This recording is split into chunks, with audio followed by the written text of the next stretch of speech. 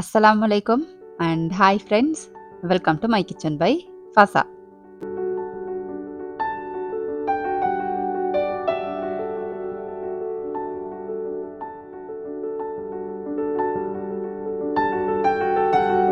எந்த விதமான ரசாயனங்கள், கலரிங்ஸ் இல்லாம வீட்டிலேயே சுத்தமா தயார் செஞ்ச ஸ்ரீலங்கன் அனைத்து விதமான மசாலா பொருட்களோட நாங்க ஸ்பெஷலா செய்யற ஸ்ரீலங்கன் சத்து மாவு, பிரியாணி மசாலா, சுக்கு கோப்பி தூள், கொதிப்பால், மாசி சம்பல் உங்களோட வீட்டு வாசலுக்கு ஆர்டர் பண்ணி எடுக்கலும். டீட்டெயில் எல்லாமே டிஸ்கிரிப்ஷன்ல தந்திக்கிறேன். வேணுமெண்டா பார்த்து ஆர்டர் பண்ணிக்கோங்க.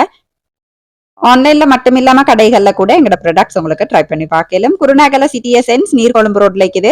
இப்பாகமோ multi store, Namadagawatta Jawfer store, Padangamo multi ஸ்டோர்லயும் எங்கட ப்ராடக்ட்ஸ் உங்களுக்கு ட்ரை பண்ணி பார்க்கலாம். ஃபசா ஃபுட் பாரம்பரிய சுவையின் ஞாபகம். எல்லாருமே சுகமாயிப்பீங்க அப்படின்னு நினைக்கிறேன். இன்ஷா அல்லா பெருநா வருதுன அப்ப அப்படியே ரெடி ஆகிறீங்க போல பிஸியா.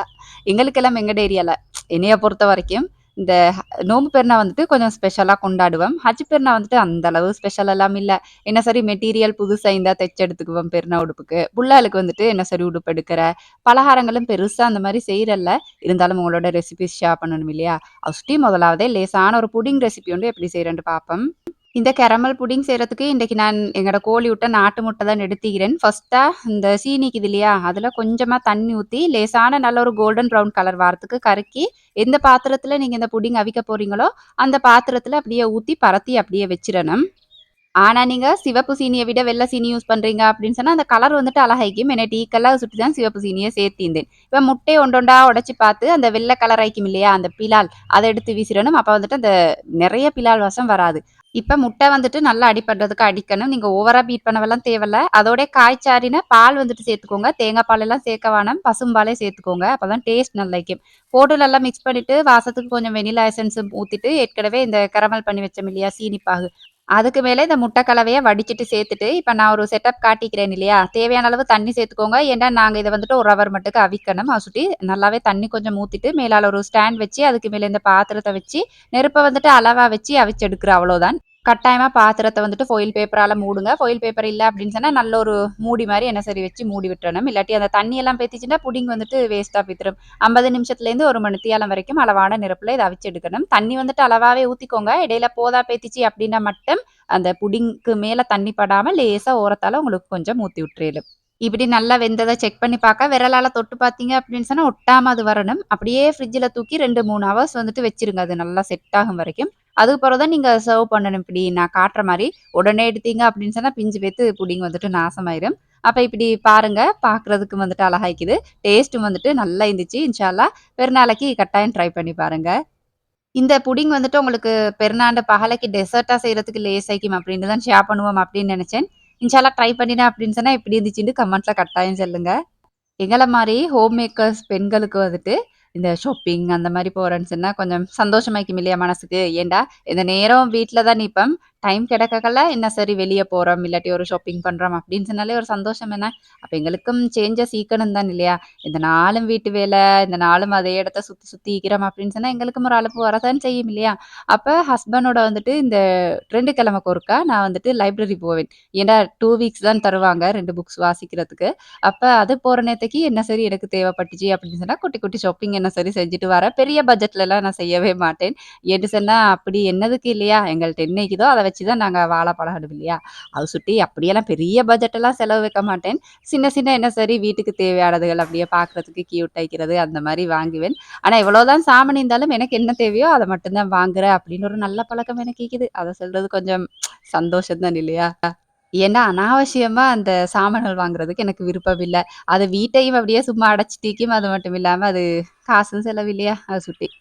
அப்ப அது அப்படியே ஷாப்பிங் வ்ளாக் முடிஞ்சு, அடுத்தது நீங்க பார்க்குறது வந்துட்டு, அடுத்த நாள் காலை நேரம் தான். ஃபர்ஸ்ட்டா காலை நேரத்துலேருந்தே ஸ்டார்ட் ஆயினா, வீடியோ போரிங் ஆயிக்குமோ அப்படின்னு சொல்லிட்டு தான் இன்றைக்கு கொஞ்சம் வித்தியாசமா அப்படி ரெசிபியோட ஷேர் பண்ணினேன். எப்படி இருந்துச்சு அப்படின்னு சொல்லி கமெண்ட்ல சொல்லுங்க. ஏன்ட வீடியோ வந்துட்டு எப்பவுமே அந்த கால ரொட்டீன்லேருந்தே ஸ்டார்ட் ஆகுற மாரி இருக்குமா, அப்போ உங்களுக்கு போரிங் ஆயிக்கும் அப்படின்னு சொல்லிட்டு இப்படி ஸ்டார்ட் பண்ணினேன். அப்ப அன்றைக்கு காலையில வந்துட்டு நல்லா மழை பெஞ்சுச்சு. நல்லா மழை பெஞ்சுட்டு, அந்த காலைக்கு பொறகிருந்தே நல்லா வெயில் விழுந்துச்சு. அப்ப கொஞ்சம் நல்லா நெறைய வெஜிடபிள்ஸ் எல்லாம் போட்டு நூடுல்ஸ் செய்வோம் அப்படின்னு தான் செஞ்சுட்டிருக்கிறேன். அப்படி செய்யக்கொள்ள ஒரு நல்ல சம்பவம் ஒன்று நடந்துச்சு.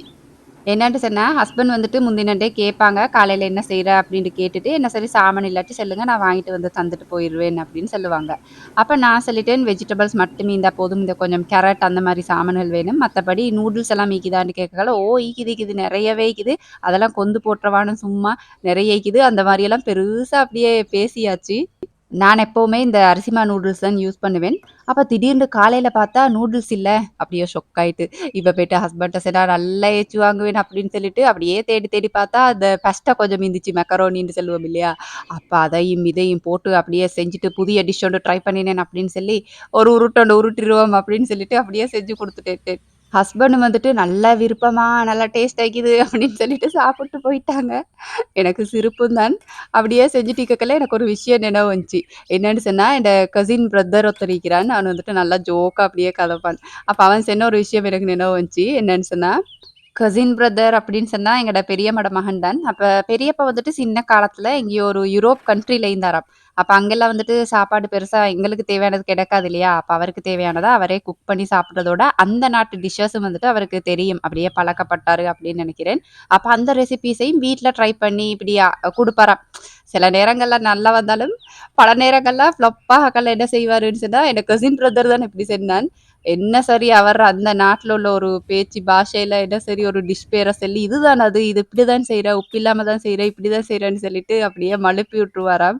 அப்ப வேற வழியே இல்லாம நாங்க தான் சாப்பிடுவோம். என்ன செய்ற? சில டைம்ல உப்பே இருக்காது. ஆனா சொல்லிருவாரு, "இது இந்த டிஷ். இதுக்கு உப்பு போடாம தான் செய்ற" அப்படின்னு சொல்லிட்டு ஒரு பேர் வேற வச்சுருவாருன்னு சொல்லி சிரிப்பான். அப்ப எனக்கு அதுதான் உண்மையிலே நினைவு வந்துச்சு. ஏன்டா நான் இத கலந்து போட்டு செஞ்சு, "இது புதிய டிஷ் உண்டு. இது இப்படிதான் நாங்க செய்யணும்" அப்படின்னு சொல்லி ஹஸ்பண்ட்ட சொல்லக்கல்லாம், "ஒண்ணுமே சொல்லல. அப்படியா?" அப்படின்னு கேட்டுட்டு அப்படியே சாப்பிட்டு போய்த்துட்டாரு. அப்ப ஹஸ்பண்டுக்கு மண்டைக்கு வந்துட்டு இந்த வாழைக்கா கொல வெட்டினேன் அப்படின்னு சொன்னேன் இல்லையா? வாழைக்கா சாப்பாடே தான் போகுது. அதுல கடைசி வாழைக்காக்கு கொஞ்சம் சுண்டல் மாரி செஞ்சிருந்தேன். அந்த சுண்டலுக்கு வந்துட்டு கொஞ்சம் கருவாடு வதக்கிட்டு கொட்டுக்கொள்ள சம்பல் வச்சு அவர லஞ்சையும் அப்படியே பேக் பண்ணி குடுத்துட்டு, இன்னைக்கு தோட்டத்துல என்ன சரி வேலை செய்யணும்ன்றே எனக்கு நெனச்சுச்சு. ஏன்டா நெறைய நாள் தோட்டத்துல என்னவோ செய்யாத மாரி ஒரு என்ன சொல்றது? ஒரு குத்த உணர்ச்சி எனக்கு.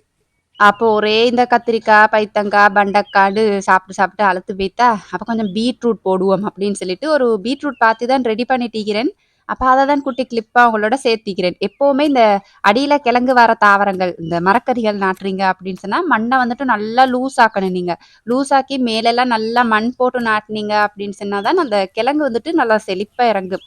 அதோட நல்லா இந்த பசலைக்குது இல்லையா? ஆட்டெரு, மாட்டெரு, கோழி எரு இல்லாட்டி கடையில வாங்குற கம்போஸ்ட் மண். அது வந்துட்டு நல்லா கலந்து ஒரு 2 நாளைக்கு, 3 நாளைக்கு நல்லா தண்ணி ஊத்தி அப்படியே வச்சுருங்க. வச்சுட்டு ஒரு 3வது, 4வது நாள் 7 மினிட்ஸ்னா ஒரு கிழமை வரைக்கும் அந்த மாரி வச்சுட்டு கூட உங்களுக்கு நாட்டேலும். விதை போட்டீங்க அப்படின்னு சொன்னா நல்லா வளரும். இன்ஷா அல்லாஹ் ட்ரை பண்ணி பாருங்க. நிலம் இல்ல அப்படின்னு சொன்னா உங்களுக்கு பிரச்சனை இல்ல. பேக்லயே உங்களுக்கு போட்றேலும். ஆனா வந்துட்டு என்னதான் நாங்க பேக்ல போட்டாலும், இந்த நிலத்துல மாரி வராது அப்படின்னு சொல்லுவாங்க. அத ஏத்துண்டாலும் ஏத்துக்காட்டியும் அதுதான் உண்மை இல்லையா? நிலத்துக்கு எதுவுமே அடிக்காது. நான் வந்துட்டு 2 முறையிலயும் விவசாயம் செய்வேன். பேக்லயும் செய்வேன், நிலத்திலயும் செய்வேன். அந்த அனுபவத்துல சென்னேன். அன்றைக்கு வந்துட்டு இந்த பைத்தங்காய்க்குது இல்லையா? இந்த கொடியெல்லாம் வந்துட்டு என்ட்ட இப்பனே காய்ச்சி ஓஞ்ச பருவம். நெறைய சாப்பிட்டேன் பைத்தங்காய் அழுக்குற அளவுக்கு சாப்பிட்டேன். அப்டின்னா பாருங்களேன் எவ்வளோ சாப்பிட்டிப்போம் அப்டின்னு சொல்லிட்டு, மாஷா அல்லாண்டு ஆக்களுக்கும் குடுத்தோம். இப்ப எனக்கு அந்த வகையில திருப்தி தான். நாங்க மட்டும் சாப்பிட்டா போதாது இல்லையா? அடுத்த ஆக்களுக்கும் குடுக்கணும். என்ன சொல்றதுக்கு? நாங்க பெற்ற இன்பத்த அடுத்த ஆக்களும் பெறணும் இன்ஷா அல்லாஹ். அப்ப அந்த பழுதாகின பைத்தங்கா கொடி இக்குது இல்லையா? அது வந்துட்டு காய்ச்சு ஓஞ்சப்பறம் ஒரு மாரி மஞ்ச கலரா வந்து ஒரு வகை நோய் மாரி வரும். அப்ப உடனே நீங்க அந்த கன்றெல்லாம் அகற்றிறணும். ஏன்டா அதோட நோய் வந்துட்டு மத்த தாவரங்களுக்கும் பரவுற மாரி இருக்கும். அத சுட்டி நான் அதெல்லாம் வெட்டி போட்டுட்டு, அ மாத்தி போடுவோம். பைத்தங்கா கொடி இந்தத்துக்கு பதிலா இப்ப பாவக்கா கொடி போடுவோம் அப்படின்னு சொல்லிட்டு, பாவ விதையெல்லாம் போட்டேன். அதுக்கப்புறம் இந்த லீக்ஸ் இக்குது இல்லையா? முந்தியெல்லாம் நெறைய கேட்பாங்க. இந்த லீக்ஸ பார்த்துட்டு, "எப்படி சிஸ்டர் நாட்டுறேன்ட்டு" பெரிய புதினமா கேட்பாங்க. குருணாகலைல லீக்ஸ் வருமா? அந்த மாரி. அ கட்டாயமா வரும். ஆனா அந்த அளவுக்கு செழிப்பா வராட்டியும் ஓரளவு வரும். இப்ப நான் காட்டுன மாரி. நீங்க அந்த அடிக்குது இல்லையா? லீக்ஸ் கடையில வாங்குறீங்க அப்படின்னு சொன்னா, அந்த அடி அத வந்துட்டு நாட்டி சும்மா தேவைப்படக்கல மட்டும் தண்ணி ஊத்தினாலே போதும். அப்ப அந்த வேலையெல்லாம் முடிச்சுட்டு, கொஞ்சம் பைத்தங்கா இருந்துச்சு கடைசியா கொடியில. ஆனா இந்த சிவப்பு பைத்தங்கா கொடியெல்லாம் நல்லாக்குது. இப்பவும் காய்க்குது. இந்த பச்சை பைத்தங்கா தான் முடிஞ்சு. அப்ப அதெல்லாம் பறிச்சு எடுத்துட்டு, இன்னைக்கு ஒண்டுமே பகலைக்கு சமைக்கல. ஏன்டா, என்ன சொல்ற? ஒரு ஹவால் தடத்துல கூடுதலா எல்லாம் பஸ்டாவே போட்டு செஞ்ச தூவுறோம் பார்த்தா, நூடுல்ஸ் வந்துட்டு ஒரு கொடம் வந்துட்டு.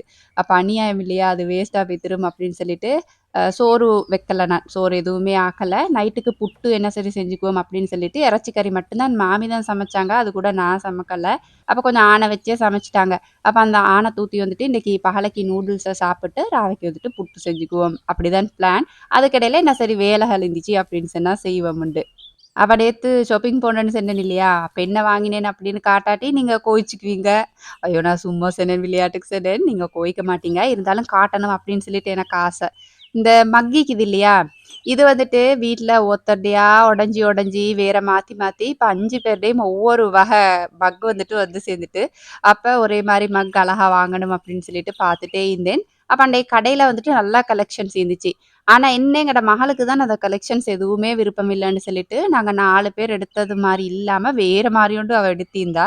அப்ப அதையும் எடுத்துட்டு இந்த இடியாப்ப உரல் இருக்குது இல்லையா? நான் வீடியோல காட்டக்குள்ள உங்களுக்கு விளங்காது. என்ட இடியாப்ப உரலுக்கு வந்துட்டு ஒரு 7 வருஷம் விக்கும் அப்படின்னு நெனைக்கிறேன். அவ்வளோ பழசு. இப்ப அந்த ஓரமெல்லாம் கொஞ்சம் உடைஞ்சிட்டு. இடியாப்பம் ஊத்தி புளியறது வந்துட்டு கொஞ்சம் கஷ்டம் மாரி.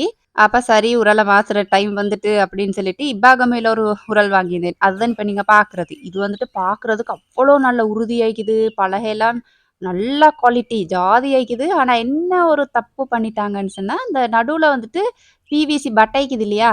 அது போட்டு வச்சுக்கிறாங்க. அப்ப எனக்கு அது பிளாஸ்டிக் அப்படின்னு பார்க்கக்கலே அப்படியே ஷொக் ஆயிட்டு. பிளாஸ்டிக்ண்டாலே அலர்ஜிக். ஏற்கனவே நெறைய பிளாஸ்டிக் பாவிக்கிற அப்படின்னு சொல்லிட்டு குத்த உணர்ச்சி எனக்கு வேற. கிச்சன்ல நெறைய பக்கெட் எல்லாம் இக்குது அப்படின்னு சொல்லிட்டு. ஒன்று ஒன்றா இன்ஷா மாத்தணும் அப்படின்னு நினைச்சிட்டிருக்கிறேன். அதுலுக்கு இந்த இடியாப்ப உரல்ல வேற ஒரு பிளாஸ்டிக் போட்டாங்களா, அதுவும் இவ்வளோ நல்ல உரல்ல, அது வந்துட்டு கொஞ்சம் கவலையாயிட்டு. அதுக்கப்புறம் குருநாகல்ல போன டைம் கையோட ஒரு உரல் வாங்கிட்டு வந்துட்டேன். இத வந்துட்டு திருப்பி குடுத்துருவோம் அப்படின்னு சொல்லிட்டு எடுத்து வச்சுக்கிறேன். அதையும் சும்மா உங்கள்ட்ட காட்டினேன். ஏன்டா செய்றவங்க வந்துட்டு அத கொஞ்சம் பார்த்துக்கணும். இந்த பிளாஸ்டிக் அவாய்ட் பண்ணினீங்க அப்படின்னு சொன்னா, மிச்சம் மிச்சம் நல்ல குவாலிட்டியான உரல் அப்படின்னு சொல்லணும்னு நினைச்சுச்சு. அல்லாஹ் உங்களோட கதைச்சு கதைச்சு இந்த ரெசிபிய மறந்துட்டேன் அப்படின்னு கவலைப்படுற வேணாம். ரெசிபிய நான் அழகா சொல்லி தரேன் பாருங்க. இது கஜூர் செய்ய போறேன். கஜூர் அப்படின்னு சொன்னா நல்லா ஃபேமஸ் இல்லையா? எங்க ஏரியாலலாம் நல்லா ஃபேமஸ். இதுக்கு வந்துட்டு காஜா அப்படின்னு சொல்லுவாங்கன்னு நெனைக்கிறேன் இந்தியாலலாம். இது ஒண்ணுமில்ல. நீங்க ஃபர்ஸ்ட்டா என்ன செய்யணும், மாக்கு கொஞ்சம் உப்பு போட்டுட்டு உப்பு கணக்காவே சேர்த்துக்கோங்க. இல்லாட்டி வந்துட்டு அப்படி டேஸ்ட் ஆயிக்காது இது. உப்பு போட்டுட்டு பச்சை தண்ணியால நான் காட்டின அந்த பதம் வர வரைக்கும் பெசஞ்சு ஒரு 10 நிமிஷம் வச்சா போதும். பட்டீஸுக்கு மாரி தான். 10 நிமிஷம் வச்சா போதும். அதுக்கப்புறம் இப்படி செய்றேன்னு சொல்றேன். அதுக்கிடையில இந்த கத்தாழை இருக்குது இல்லையா? அத கொஞ்சம் மூஞ்சிக்கு அப்படியே அப்ளை பண்ணிட்டு வந்துருவோம் அப்படின்னு சொல்லிட்டு தான் அப்ளை பண்ணிட்டு இருக்கிறேன். 10 நிமிஷம் ஊறும் வரைக்கும் இன்னும் கொஞ்சம் எடுத்துக்கோங்க. நான் இன்னைக்கு மைதா யூஸ் பண்ணி தான் இது செஞ்சு காட்ட போறேன். ஏன்ட்டு சொன்னா கஜூர் அப்படின்றாலே மைதா தான் நல்லாய்க்கும். அத சுட்டி இப்ப வாலு முட்டு தானே பரவால்ல. ஆசைக்கு செஞ்சு சாப்பிடுங்க. மைதாக்கு கொஞ்சமா உப்பு போட்டுட்டு, எண்ணெய் ஊத்தி நல்ல ஒரு பேஸ்ட்டா இப்படி கரைச்சு வச்சுரணும். அதையும் இப்படி கரைச்சு வச்சுட்டு, அதுக்கப்புறம் ஏற்கனவே பெசஞ்சு வச்ச மாய்க்குது இல்லையா? அத உங்களுக்கு எவ்வளோ இயலுமோ அவ்வளோ மெல்லிசா தட்டிறணும். அதுக்காக நல்லாவே மெல்லிசா தட்டுறவானம். ஏன்டா உருட்டெல்லாம் போய்த்திரும். நான் காட்டுவேன் ஒரு தடிப்பம். அந்த மெல்லிசு வரைக்கும் தட்டி எடுத்துறணும். நான் இன்றைக்கு 1 கப் செய்றேன் அப்படின்றதால எனக்கு அப்படி ஈஸியா ஒரு குழியிலே அப்படியே தட்டி எடுத்துறலும். ஆனா நீங்க நிறைய செய்றீங்க அப்படின்னு சொன்னா, போர்ஷன்ஸ் வந்துட்டு உங்களுக்கு லேசான மாரி பிரிச்சுக்கோங்க. ஏன்டா எவ்வளோ பெருசா உருட்டுறீங்களோ, அந்த அளவுக்கு அந்த லேயர்ஸ் வரும் இல்லையா? அப்ப வந்துட்டு கஜூர் நல்லாய்க்கும். அப்ப இந்த அளவு நீங்க மெல்லிசா உருட்டுனீங்க அப்படின்னு சொன்னா, தாராளமா போதும். இப்ப நான் காட்டுற மாரி. நான் வந்துட்டு என்ட ஸ்லாங்ல தான் நான் பேசுறேன். என்ட பேச்சு வழக்குல. ஏன்டா ஸ்கிரிப்ட் எடுத்து நான் மத்த மாரி பேசினேன் அப்படின்னு சொன்னா எனக்கு வராது. உண்மையிலேயே வாய்ஸ் குடுக்க வராது. அத சுட்டி என்ன சரி விளங்காத இடங்கள் இருந்துச்சு அப்படின்னு சொன்னா, கட்டாயமா கமெண்ட்ல கேளுங்க. நான் இன்ஷா அல்லாஹ் ரிப்ளை பண்ணுவேன். இப்படி நல்லா உருட்டினதுக்கு பிறகு ஏற்கனவே இந்த கரைச்சு வச்சோம் இல்லையா பேஸ்ட், அத நல்லா பூசிட்டு இப்படி உருட்டிக்கிற அவ்வளோதான். நிறைய இறுக்கமாவும் உருட்டப்படாது. அதே நேரம் லூஸாவும் உருட்டப்படாது. ஒரு கணக்கா மெதுவா உருட்டிறணும். எங்கட டெடா தான் எங்களுக்கு வந்துட்டு இந்த கஜூர் செய்றதுக்கு சொல்லிக் குடுத்தாங்க. இப்போ வந்துட்டு எங்கட சின்ன தங்கச்சி வேற லெவல்ல கஜூர் வந்துட்டு நல்லா செய்வாங்க. எங்கட ஃபேமிலியே நல்லா செய்வாங்க. எங்கட மாமிட மகள், தாத்தா அவங்கள தாத்தான்னு தான் சொல்லுவோம் மாமிட மகளுக்கு. பேபி தாத்தா அப்படின்னு சொல்லுவோம். அவங்கலாம் வந்துட்டு நல்லா செய்வாங்க இந்த கஜூர். அ அவங்கள்ட்டேருந்து சுட்ட ரெசிபி தான் இது. நல்லாருக்கும் இன்ஷா ட்ரை பண்ணி பாருங்க.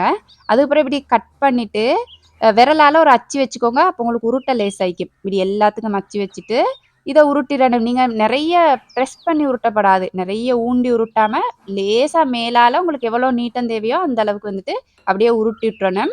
நீங்க எவ்வளோ லேயர்ஸ் எடுக்கிறீங்களோ, அந்த அளவுக்கு நீட்டமா உங்களுக்கு உருட்ட இயலும். நெறைய மாக்க அப்படியே உருட்டி செய்றீங்க அப்படின்னு சொன்னா, நல்லா நீட்டமா செய்ய இயலும். ஏன்னா எங்க ஏரியாலலாம் நல்லா நீட்டமா செய்வாங்க. பார்க்கறதுக்கு அழகாய்க்கும். அதுக்கப்புறம் எண்ணெய வந்துட்டு நல்லா சூடாக்கிட்டு, கணக்கா போடணும். நீங்க நெறைய போட்டீங்க அப்படின்னு சொன்னா, அந்த கஜூர் வந்துட்டு நல்லா பொங்கி வராது. அத சுத்தி ஒரு 2, 2 இல்லாட்டி பெரிய தாச்சா இருந்தா ஒரு 3 அந்த மாரி சேர்த்துக்கோங்க. சேர்த்து இப்படி லேசா பிரஸ் பண்ணாக்கல அது அப்படியே பொங்கி வரும். 2 பக்கமும் நல்ல ஒரு கோல்டன் ப்ரவுன் கலர் வாரத்துக்கு. அளவான நெருப்பு வச்சிரணும். நெறைய நெருப்பு வச்ச அப்படின்னாலும் தீஞ்சு போய்த்திரும். வச்சுட்டு அளவா நெருப்பு வச்சு, இப்படி கலர் வந்ததுக்கு பிறகு உங்களுக்கு இறக்கி வச்சிரலும். இது எண்ணெய் வடியறதுக்கு. உங்களுக்கு பார்த்தாலே விலங்கு வந்த லேயர்ஸ் எல்லாம் அப்படியே பொங்கி வரணும். அப்பதான் அது கரகரன்னு நல்லா கடிப்படும். கஜூருக்கு பானி ஊத்துறதுக்கு கொஞ்சம் சீனி, தண்ணி சேர்த்து நல்ல ஒரு நூல் பதம், ஒரு நூல் பதம்னு சொல்லுவோம் இல்லையா? அது வர அளவுக்கு இறுக்கமா காய்ச்சி எடுத்துறணும். அளவுகள் எல்லாமே நான் ஸ்க்ரீன்ல தந்திக்கிறேன். புடிங்க்கும் தந்திக்கிறேன், இந்த கஜூருக்கும் தந்திக்கிறேன். பார்த்து செஞ்சுக்கோங்க. பானி வந்துட்டு ஒரு நூல் பதம் வந்ததுக்கு பிறகு கட்டாயமா கொஞ்சம் ஒரு 2, 3 ட்ராப்ஸ் தேசிக்கா புளி சேர்த்துக்கோங்க. அப்ப அந்த பானி வந்துட்டு கல்லாகாது. இப்ப இந்த பானிய சுட சுட கஜூருக்கு மேல ஊத்திராம, இளம் சூடா ஆறினதுக்கு பிறகு ஒண்டொண்டா உங்களுக்கு தேவையான அளவு ஊத்திக்கலும். ஊத்தி அப்படியே நல்லா ஆறினதுக்கு பிறகு ஏர் டைட்டான நல்லா காத்து போகாத கண்டெய்னர்ல அடைச்சு வச்சீங்க அப்படின்னு சொன்னா, நிறைய நாளைக்கு நல்லா கிரிஸ்பியா கரகரன்னு இன்ஷா அல்லாஹ் கட்டாயம் மீக்கும். இந்த மெத்தட்ல வந்துட்டு கட்டாயம் ட்ரை பண்ணி பாருங்க. சில பேர் இந்த மாக்கு வந்துட்டு இந்த பட்டர் போடுறது, முட்டை போடுறது அந்த மாரியெல்லாம் செய்வாங்க. சீனி போடுறது, அப்படி எதுவுமே போட வேணாம். பச்சை தண்ணி, உப்பு மட்டும் தான் போட்டு பெசையணும். பெசஞ்சு பானி வந்துட்டு இந்த மாரி ஊத்தி வைங்க. இன்ஷா அல்லாஹ் கஜூர் வந்துட்டு நல்லா டேஸ்ட் ஆயிக்கும். சில பேர் இந்த பானிக்கு ஃபுட் கலரிங் அந்த மாரியெல்லாம் சேர்ப்பாங்க. உங்களுக்கு தேவைண்டா சேர்த்துக்கலும். இன்னதுக்கு இந்த கலர் எல்லாம் இல்லையா? கெமிக்கல் அப்படின்னு தெரிஞ்சு மின்னதுக்கு பார்க்கறதுக்கு அழகாய்க்குதுன்னு சேர்க்கணுமா? இப்ப இந்த கரகரவ காட்டுறதுக்கு சவுண்ட் கொஞ்சம் எக்ஸ்ட்ராவே போட்டு நான் வந்துட்டு எடிட் பண்ணிக்கிறேன். பாருங்க. இந்த மாரி தான் நெறைய நாளைக்கு நீங்க நல்லா இந்த மாரியே செஞ்சு மூடி வச்சுட்டீங்க அப்படின்னு சொன்னா. அப்ப இந்த மாரி பெருநாளைக்கு எலுமெண்டா ட்ரை பண்ணி பாருங்க. அடுத்தது வந்துட்டு ஹேர் ஆயில் பத்தி ஒரு அப்டேட் தந்துடுறேன். நிறைய பேர் என்னைய நம்பி ஆர்டர் பண்ணிக்கிறீங்க. அல்லாஹ் அவங்களோட எண்ணங்கள வந்து பரக்கத்தா அவங்களுக்கு ஹைராக்கி தரணும் அப்படின்னு சொல்லி துஆவோடே எண்ணெய வந்துட்டு நான் அனுப்பி வைக்கிறேன். கொஞ்சம் இந்த அனுப்புறத்துல கொஞ்சம் ஒரு சிக்கல். இந்த பெட்டியெல்லாம் வந்துட்டு சரியா செய்யணும் இல்லையா? அவசிட்டு கொஞ்சம் லேட் ஆகுது. உங்களோட வூட்டு புள்ளையா நெனச்சு கொஞ்சம் மன்னிச்சுருங்க. இன்ஷா அல்லாஹ் கட்டாயம் அடுத்த கிழமையாகல உங்களோட ஆர்டர்ஸ் எல்லாம் நான் அனுப்பிருவேன். அத உங்கள்ட்ட அப்டேட் பண்ணணும் அப்படின்னு நெனச்சேன். ஏன்னா லிக்விட் அப்படின்றதால அனுப்பக்கல கொஞ்சம் சில ப்ரொசீஜர்ஸ் வந்துட்டு கூடைக்குது. அது சுட்டி தான். அடுத்த விளாக்ல வந்துட்டு இன்ஷா அல்லாஹ் இந்த என்ன எப்படி யூஸ் பண்ற, யார் யார் யூஸ் பண்றா அந்த மாரி நெறைய டீட்டெயில்ஸ் வந்துட்டு உங்களோட ஷேர் பண்ணிக்கிறேன். அவ்வளோதான் இல்லையா? விளாக்க முடிக்கிற டைமுக்கும் வந்துட்டோம். அப்ப என் நண்பர்கள் எல்லாருக்கும் முன்கூட்டிய பெருநாள் வாழ்த்துக்கள்.